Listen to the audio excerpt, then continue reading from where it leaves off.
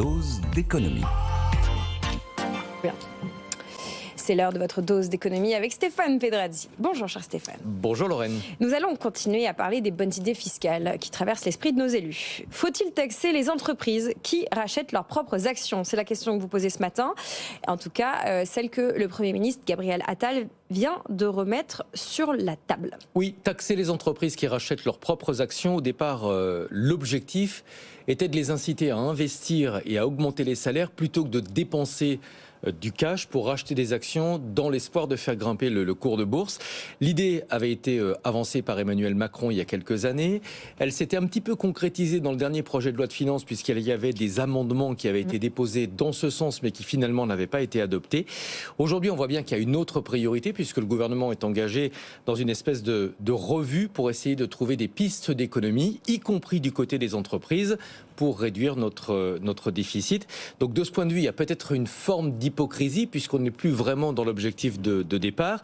Mais il y a aussi ce que laisse entendre le gouvernement, un principe d'égalité. On va demander des efforts à tout le monde pour réduire le déficit.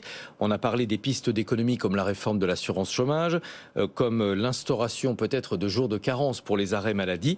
Et on peut difficilement accepter que les efforts ne soient pas partagés par tous. Après, vous allez me dire, les entreprises sont déjà extrêmement taxées en France. Leur demander un effort supplémentaire, pourquoi pas, dans la mesure où finalement ça ne les frappera pas systématiquement. Si elles ne rachètent pas leurs propres actions, alors elles ne seraient pas concernées par cette mesure.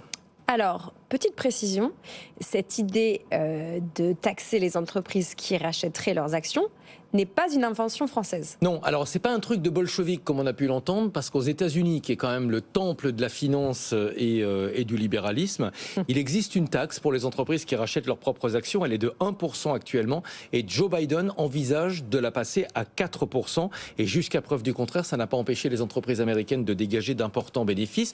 En revanche, il y a sans doute un point, en tout cas qui moi m'agace, c'est qu'on retrouve dans ce débat tout ce qui fait la stupidité du débat, c'est-à-dire qu'on parle d'actionnaires, de dividendes, de cours de bourse, et en France, ces mots, ce sont vraiment des synonymes, ce sont presque des gros mots en fait. Tout ce qu'on nous ressort systématiquement, c'est les vieux clichés sur les actionnaires, ça alimente une certaine forme de populisme, alors qu'il y a plein de salariés en France qui sont actionnaires de leur entreprise, et on en parle régulièrement dans cette émission, et n'importe qui peut très bien investir quelques dizaines, quelques centaines d'euros, au lieu de les mettre sur son livret A, on peut très bien acheter des actions et vivre la vie formidable des actionnaires, puisqu'apparemment c'est l'idée que certains répandent. En tout cas, arrêtons d'alimenter ce débat stupide sur les actionnaires qui tireraient systématiquement les ficelles et vivraient sur un yacht avec un gros cigare aux États-Unis.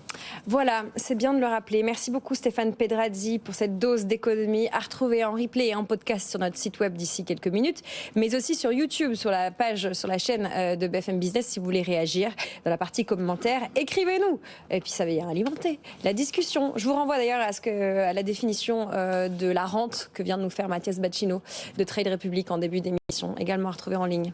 C'est bien de rappeler les définitions des mots. Merci Stéphane, à demain.